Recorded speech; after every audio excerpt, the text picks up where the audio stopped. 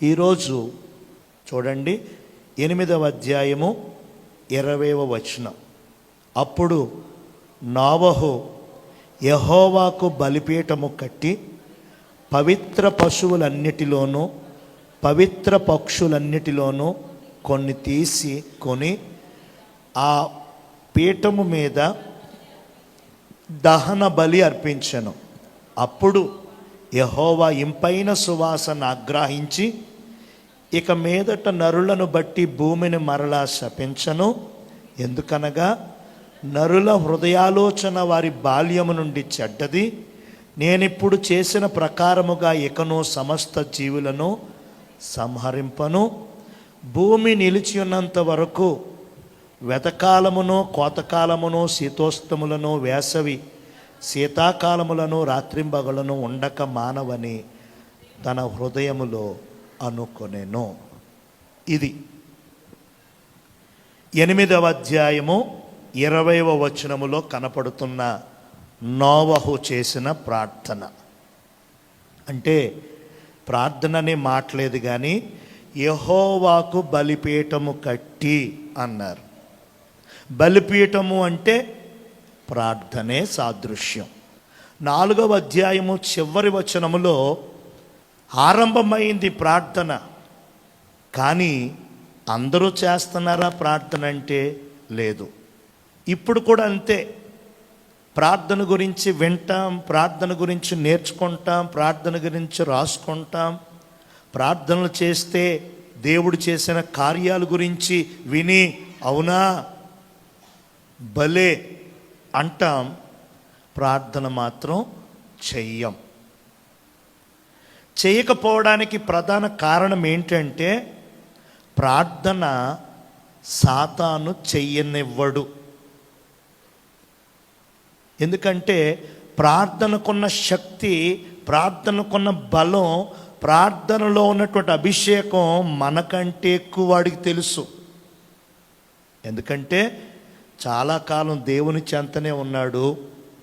దేవుని రాజ్యంలో జరిగిన సంభవాలన్నీ వాడికి తెలుసు కనుక ప్రార్థనకున్న పవర్, ప్రార్థనకున్నటువంటి అనాయింటింగ్, ప్రార్థనకున్నటువంటి బ్లెస్సింగ్స్ అంతా కూడా వాడికి తెలుసు.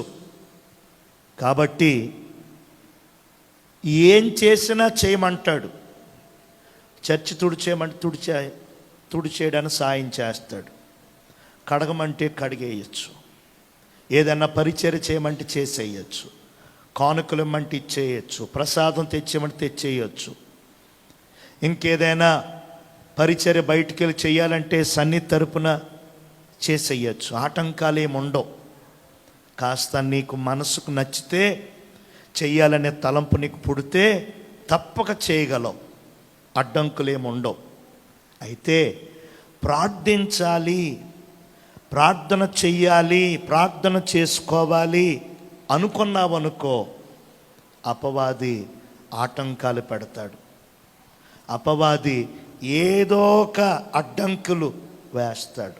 ఎందుకంటే మనం ఎక్కడ ప్రార్థించి, మనం ఎక్కడ ప్రార్థన ద్వారా దేవుని ఆశీర్వాదాలు తెచ్చేసుకుంటామో, దేవుని దీవెనలు పొందేసుకుంటామో, దేవుని ఆశీర్వాదాలు అనుభవించేస్తామోనని మనం అనుభవించకూడదు, మనము వర్ధిల్లకూడదు అని సాతాను మనకు తెలియకుండానే ప్రార్థన అంటే మెల్లిగా పారిపోయేలాగా, ప్రార్థన చేయటము అనే విషయాన్ని వాయిదా వేసేలాగా, ప్రార్థనా సమయాన్ని కునికిపాట్లు వచ్చేలాగా, ప్రార్థన చేద్దామనుకునేసరికి ఎవరో చుట్టాల బంధువులు వచ్చేలాగా, ప్రార్థన చేసే సమయానికే ఫోన్స్ వచ్చేలాగా, లేదా అప్పటికప్పుడు సడన్గా తలపోటు వచ్చేసేలాగా, ఆకలేసేసేలాగా, నీరసం వచ్చేసేలాగా చేస్తూ ఉంటాడు సాతాను. కారణం ఏంటంటే ఏ విధం చేతనైనా నీవు ప్రార్థనలోనికి వెళ్ళకూడదు, ఎలాగైనా సరే ప్రార్థించకూడదు. అది వాడి యొక్క ఎయిమ్. ప్రార్థన ప్రారంభించబడింది, అందరూ చేస్తున్నారంటే అందరూ చెయ్యట్ల. 5వ అధ్యాయము 6వ అధ్యాయము అక్కడ ఏం జరుగుతుందంటే పాపం విస్తరించిపోతూ ఉంది.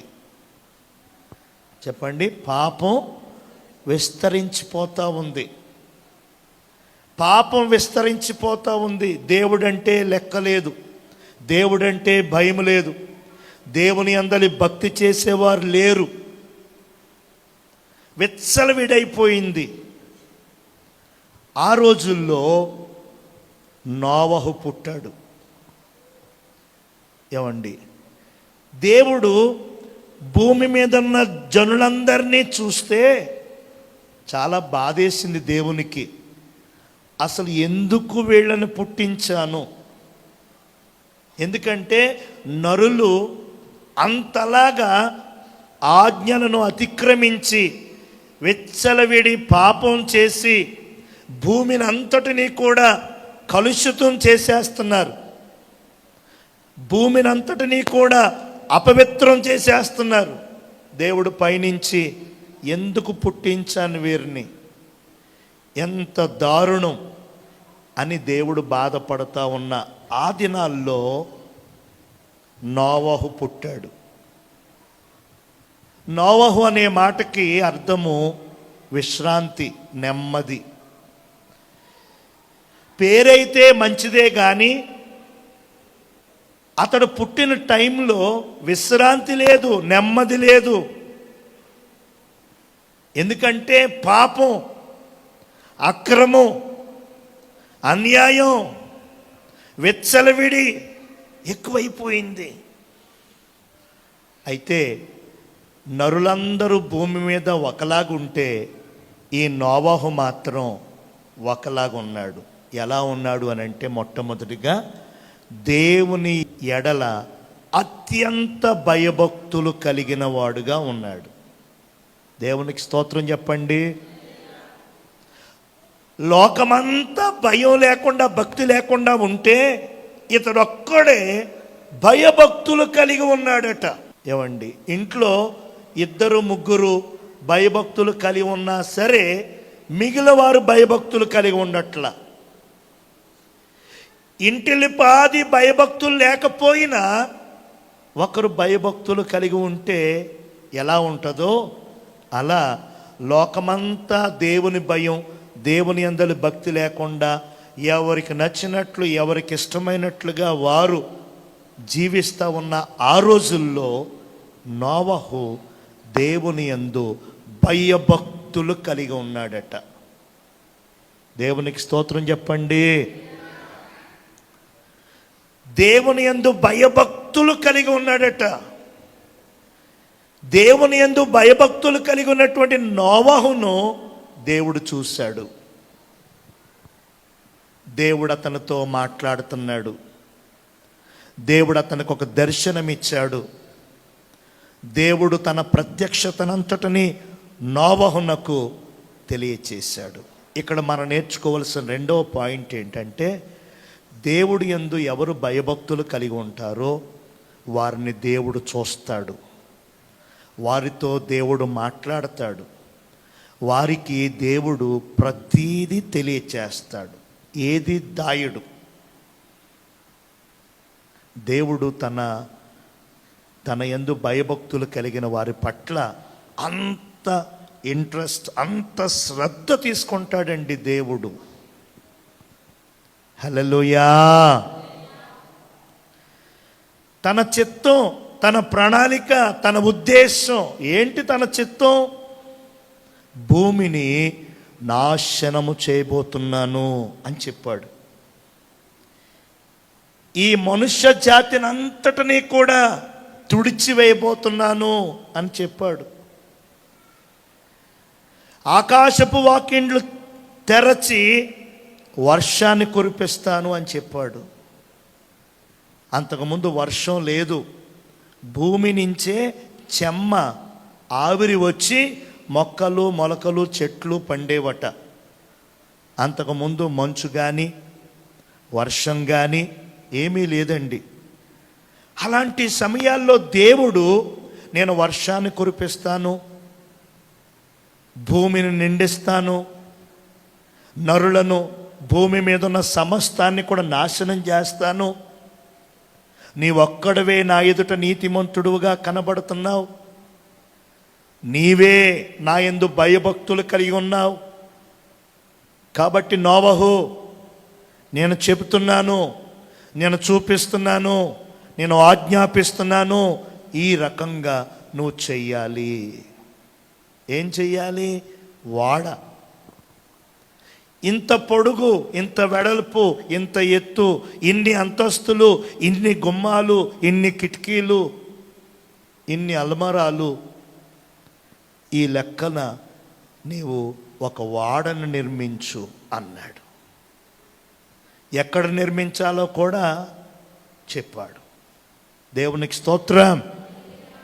ఆ ప్రకారంగా భయభక్తులు లేకుండా, హద్దు అదుపు లేకుండా జీవించుచున్న ఆ కాలములో నోవహు దేవుని దర్శనము, నోవహు దేవుని వాక్కును బట్టి దేవుడు చెప్పిన పనిని ఆరంభించాడు.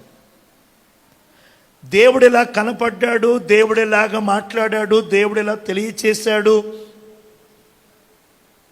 దేవుని ఉగ్రత మన మీదకు రాబోతుందట.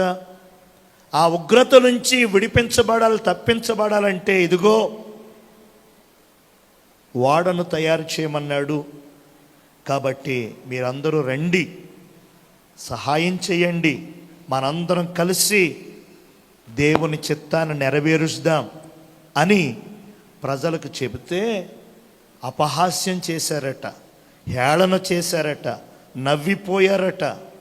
ఏంటేంటి, నువ్వొక్కడవే నీతిమంతుడువా, నీవొక్కడవే భయభక్తులు కలిగిన వాడువా, అమ్మా నీకు కనబడ్డా దేవుడు, అబ్బా నీతో మాట్లాడా అని ఎవరికి నచ్చినట్లు మాట్లాడి, దూషించి, అపహసించి, గేలి చేసి ఎవ్వరూ కూడా ఆ పనిలో సహకరించలేదు.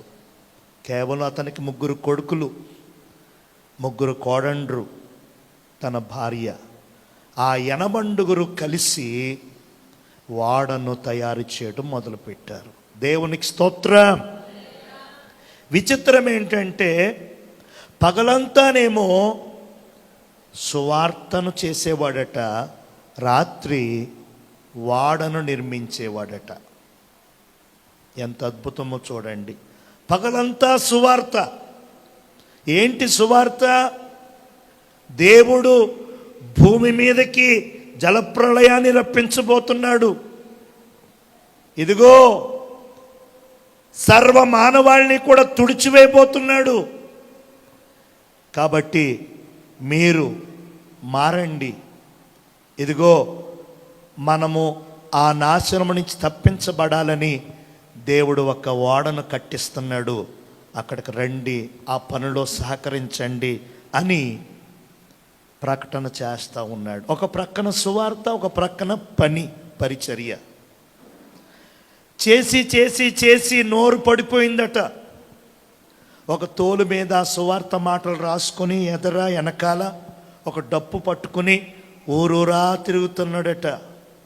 రాళ్లతో కొట్టారట, కర్రలతో తరిమారట, గాయాలు చేశారట. అయినా పట్టు విడవకుండా సువార్త ప్రకటించటం, వాడ పని జరిగించటం. అలా అలా 7వ అధ్యాయం చివరి వరకు జరిగింది.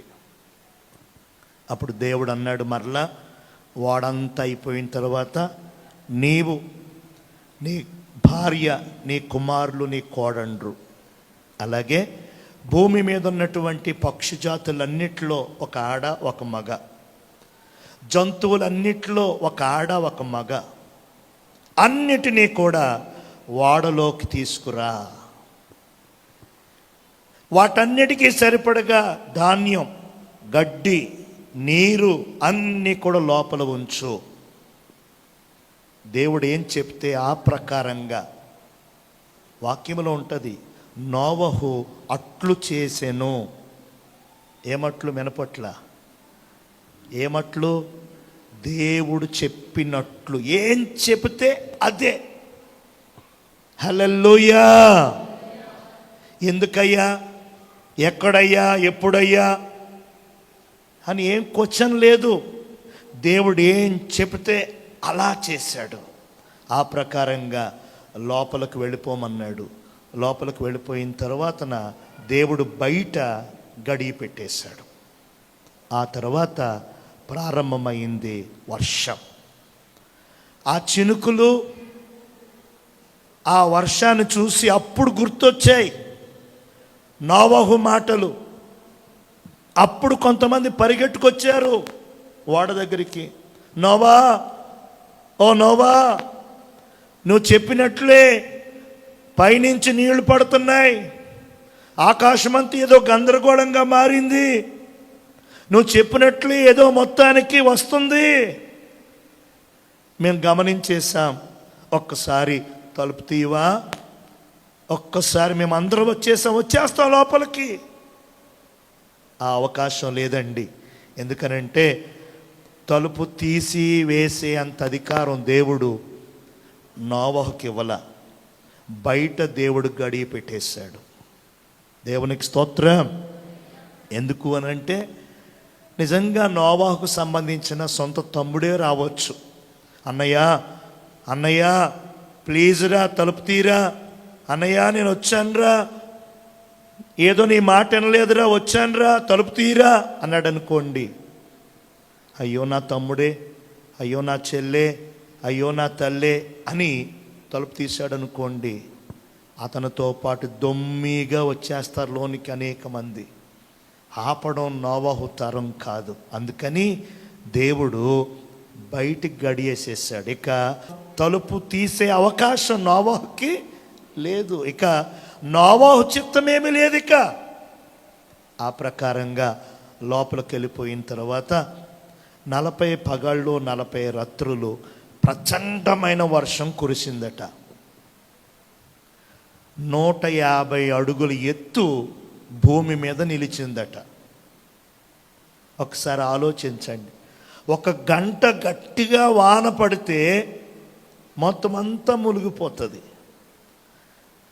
1 రాత్రంతా వర్షం పడితే కాలువలు బోధులు అన్నీ నిండిపోతాయి. అలాంటిది 40 పగళ్ళు 40 రాత్రులు ఇలాంటి ప్రచండమైన వర్షం కురిస్తే ఇక ఏం కనపడుతుంది? మొత్తం మునిగిపోయింది. కొండలు, గుట్టలు, మెట్టలు, చెట్లు, పర్వతాలు అన్నీ మునిగిపోయాయి. ఈ ఓడ మాత్రం పైకి తేలతా ఉంది. ఆ తర్వాత 40 రోజులు అయిపోయిన తర్వాత వర్షం ఆగిపోయింది. కానీ ఆ నీరు ఆరడానికి 150 రోజులు పట్టింది. చెప్పండి, ఎన్ని రోజులు పట్టింది? 150 రోజులు. హల్లెలూయా. అంతా నీళ్ళు ఇంకిపోయిన తర్వాత అప్పుడు దేవుడు మరలా నోవహుతో అంటున్నాడు, రండి, బయటికి రండి. తలుపు తీశాడు దేవుడు. అప్పుడు వచ్చారు. వచ్చి చూస్తే ఏముంది? మొత్తం భూమంతా ఖాళీ. ఎక్కడ చూసినా మనుషులతో, ఎక్కడ చూసినా రకరకాల చిందులు గంతులు ఆటలు పాటలతో ఉన్నటువంటి ఆ పరిస్థితి మొత్తం చేంజ్ అయిపోయింది. మొత్తం ఖాళీ. నోవహు అతని కుటుంబం తప్ప, నోవహు ద్వారా వాడలో ప్రవేశించిన జీవులు, ఆ పక్షులు, ఆ జంతువులు తప్ప నరమాత్రుడు అన్నవాడు భూమి మీద లేడు. మొత్తం తుడిచిపెట్టేశాడు దేవుడు. హల్లెలూయా. ఇక వెంటనే బయటకు వచ్చి చూసి గుండె బాదుకుంటున్నాడు నోవహు. అయ్యో, హల్లెలూయా. దేవుని కోపం, ఏమండి, దేవుని ఉగ్రత, దేవుడు చేసినటువంటి నాశనాన్ని తలంచి గుండె బాదుకుంటూ ఏడుస్తున్నాడు. సరే, అప్పుడు ఏం చేశాడంటే నోవహు అతని యొక్క ఇంటి వారందరూ కూడా వచ్చి, వాడలో ఉన్నటువంటి ఆ పక్షులు జంతువులు అన్నీ వచ్చి అక్కడ యెహోవాకు బలిపీఠం కట్టారట. దేవునికి స్తోత్రం చెప్పండి. దేవునికి బలిపీఠం కట్టి అక్కడ ప్రార్థన చేశారట. అప్పుడు దేవుడు ఆ ప్రార్థనని, ఆ బలిపీఠాన్ని, అక్కడ అర్పించిన హోమంని, ఆ నైవేద్యాన్ని ఆగ్రహించి స్వీకరించి వాటన్నిటిని కూడా తీసుకొని దేవుడు ఒక ఆశీర్వాదాన్ని విడుదల చేశాడట. ఏంటో తెలుసా? ఇప్పుడు చేసినట్లుగా ఎప్పుడు చెయ్యను. దేవునికి స్తోత్రం. ఇప్పుడు నాశనం చేసినట్లుగా, ఇప్పుడు భూమిని తుడిచిపెట్టేసినట్లుగా నేను మరెన్నడూ చేయను. నోవహు, నీతో నేను నిబంధన చేస్తున్నాను అని ఒక ఇంద్రధనుస్సును తీసుకొచ్చారు. ఒక ఇంద్రధనుస్సును చూపెట్టి, ఇదిగో ఈ ఇంద్రధనుసే నీకు నాకు నిబంధన. ఇటువంటి ఉగ్రత, ఇటువంటి నాశనం, ఇటువంటి జల ప్రళయం మరొకసారి నేను రానీయను అని అప్పుడు దేవుడు నోవహుకి వాగ్దానం చేశాడు. రైట్. ఇప్పుడు మనం నేర్చుకోవలసిన పాయింట్, జరిగిందంతా చెప్పాను. ఇప్పుడు మనం నేర్చుకోవలసిన పాయింట్ ఏంటంటే, మనం నోవహు వలె ప్రార్థించేవారిగా ఉంటే దేవుడు మనతో నిబంధన చేస్తాడు. దేవునికి స్తోత్రం. ఏమిటా నిబంధన? ఏంటి దేవుడు నీతో చేసే నిబంధన? నీకిచ్చే దీవెన, నీ కుటుంబానికి ఇచ్చేటువంటి ఆశీర్వాదం ఏంటి? నోవహు వలె ప్రార్థన చేస్తే నీకు వచ్చే దీవెన, నీతో దేవుడు చేసే నిబంధన ఏంటంటే, జాగ్రత్తగా వినండి. తెలుసో తెలియకో చేసిన పాపములు, ఆ పాపముల ద్వారా సంక్రమించిన దోషాలు, ఆ దోషాల ద్వారా మీ మీదికి రావలసిన దేవుని ఉగ్రత, ఏమండి, మీరు చేసే ప్రార్థన ద్వారా తీసివేయబడుతుంది. దేవునికి స్తోత్రం. తరమంతా చెడిపోయింది, ఒక్కడే బాగున్నాడు, నీతిమంతుడిగా ఉన్నాడు, విశ్వాస వీరుడిగా ఉన్నాడు, పరిశుద్ధుడిగా ఉన్నాడు, ప్రార్థనాయుతుడిగా ఉన్నాడు. ఆ ఒక్క వ్యక్తితోనే దేవుడు మాట్లాడి తరాన్ని బాగు చేయటం కోసం, ఆ ప్రజల్ని రక్షించడం కోసం దేవుడు శతవిధాలా ప్రయత్నించాడు. ఎంత దేవుడు నోవహులోండి ప్రయత్నం చేయించినా వారు లోబడలేదు, వారు విధేయత చూపలేదు, తద్వారా నాశనానికి అప్పగించబడ్డారు. హల్లెలూయా. నోవహు విశ్వాసికి సాదృశ్యం. దేవుని మాట మీద విశ్వాసం ఉంచి, దేవుని యందు భయభక్తులు కలిగి, నిత్యము నిరంతరము ప్రార్థిస్తూ దేవుని అడుగుజాడల్లో నడిచే మీరే విశ్వాసులు. నోవహు వాడ దేనికి సాదృశ్యము అని అంటే, యేసయ్యకు సాదృశ్యం, లేదా సంఘం దేవుడు ఏర్పాటు చేసుకున్నటువంటి సహవాసానికి సాదృశ్యం. రక్షణ పొంది మార్పు చెంది సంఘములో చేర్చబడితే రాబో ఉగ్రత నుండి, జలప్రళయం ఏంటంటే నాశనకరమైనటువంటి రోజులు, రెండవ రాకడ.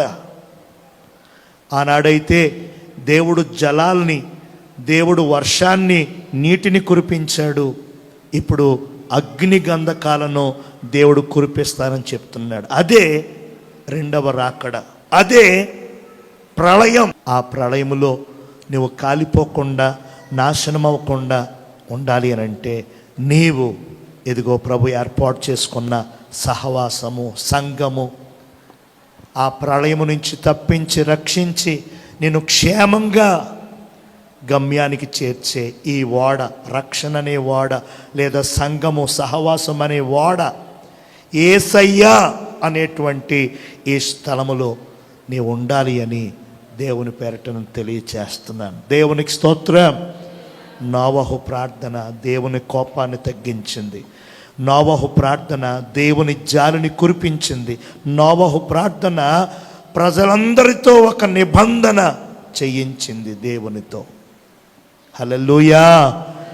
ఆ విధంగా మన ప్రార్థనల ద్వారా దేవుని కనికరం పొందుకుందాం, దేవుని జాలిని అనుభవించుదాం, దేవుని వాగ్దానాలు, దేవుని నిబంధనలు, దేవుని ఆశీర్వాదాలు మనం అనుభవించుదాం. అటువంటి కృప కొరకై పరిశుద్ధాత్మ దేవుడు సహాయం చేయనట్లుగా నేను ప్రార్థన చేస్తున్నాను. కండ్లు మూసుకునండి. ప్రేమ కలిగిన మా తండ్రి, ఆదికాండము 8వ అధ్యాయములో నోవహు చేసినటువంటి ప్రార్థన, బలిపీఠము కట్టి నీ కొరకు చేసిన విజ్ఞాపన ద్వారా నువ్వెంత ఆనందించావో, ఎంత సంతోషించావో, ఆ ప్రార్థన ద్వారా ఏ విధంగా కరుణ చూపావో, జాలి చూపావో, ఆ ప్రార్థన ద్వారా ఏ విధంగా వారికి నిబంధన చేశావో, అట్టి నిబంధన, అట్టి వాగ్దానం, అట్టి కరుణ, జాలి మేమందరం పొందుకోవాలి. ఆ విధంగా మీరు సిద్ధపరచండి, ఆ విధంగా మమ్మల్ని సిద్ధపరచండి. మేము లోకములో ఎవరినో మాదిరిగా తీసుకోవడం కాదు నాయన. అయ్యా, నేను బాగుండాలి, నేను భయభక్తులు కలిగి ఉండాలి, నేను ప్రార్థించాలి, నేను విశ్వసించాలి, నేను నీ అడుగుజాడల్లో నడవాలి, నేను నీ రాజ్యం చేరాలి అనే తలంపు, తపన ప్రతి ఒక్కరిలో ఇప్పుడే క్రియ చేయునుగాక. ఎవరికి వారు ఇతరులను చూసి వారు బాలేదు, వీరు బాలేదు, వారు సరిగ్గా లేరు, వీరు సరిగ్గా, ఇలా ఆలోచించుకుంటూ నిర్లక్ష్యం చేస్తున్నారు. అయ్యా, నీవిచ్చిన నీ రక్షణను పోగొట్టుకుంటున్నారు, నువ్వు అనుగ్రహించిన ఈ జీవితాన్ని అయ్యా పాడు చేసుకుంటున్నారయ్యా. అలా కాక రక్షణలో నిలిచినట్లు, ఈ రక్షణలో స్థిరపడినట్లు, ఈ రక్షణ జీవితంలో వారు వర్ధిల్లినట్లుగా కృపనందించండి. నీవు నోవహుకి నిబంధన చేసినట్లు, వాగ్దానం ఇచ్చినట్లు, కరుణ చూపినట్లు నా మీద, నా పిల్లలందరి మీద, ఒకవేళ లైవ్లో ఆలకిస్తున్నటువంటి బిడ్డల కుటుంబాల మీద కూడా జాలి, కరుణ, వాగ్దానం చూపి ఒక నూతన నిబంధన చేత ప్రతి ఒక్కరిని కూడా లేవనెత్తండి ప్రభువా. వారి వారి స్థితిగతుల నుంచి లేవనెత్తండి ప్రభువా. చీకటి నుంచి తప్పించండి, బలహీనతల నుంచి విడిపించండి అయ్యా. శాపాల నుంచి లేవనెత్తండి, భక్తిహీనత నుంచి, వేషధారణ నుంచి లేవనెత్తండి తండ్రి. నీకు మహిమకరంగా జీవించే భాగ్యము మాకు దయచేయమని ఈ వాక్యము ప్రతి ఒక్కరిలో క్రియ చేయనట్లుగా కృప చూపించండి. ఎవరైనా బలహీనులుగా ఉన్నారేమో ఇప్పుడే స్వస్థపరిచి, ఎవరైనా ఏదైనా అశాంతి, కలవరం, గందరగోళంతో ఉన్నారేమో ఇప్పుడే వాటి నుంచి విడిపించి అయ్యా దీవించి బలపరిచి వారి గృహాలకు పంపించమని యేసయ్య అతి పరిశుద్ధ పుణ్యనామమున ప్రార్థన చేసి వేడుకొనుచున్నాను తండ్రి, ఆమేన్. దీవెన మన తండ్రి అయిన దేవుని ప్రేమ, ఆయన కుమారుడును మన సొంత రక్షకుడైన యేసుక్రీస్తు ప్రభుల వారి దివ్య కృప, పరిశుద్ధాత్మ దేవుని సహవాసము, కాపుదల, నడిపింపు ఇదిగో ఈ కొడుకుని ఏర్పాటు చేసిన పెద్దల కుటుంబాలకు, పాల్గొన్న మనందరికీ, మన పరిచర్యకు, సంఘానికి, గ్రామానికి, లోకములోని సకల పరిశుద్ధులకు ఆయన కృప సదా తోడయుండి కాచి కాపాడి సంరక్షించి వర్ధిల్ల చేయనుగాక. ఆమేన్.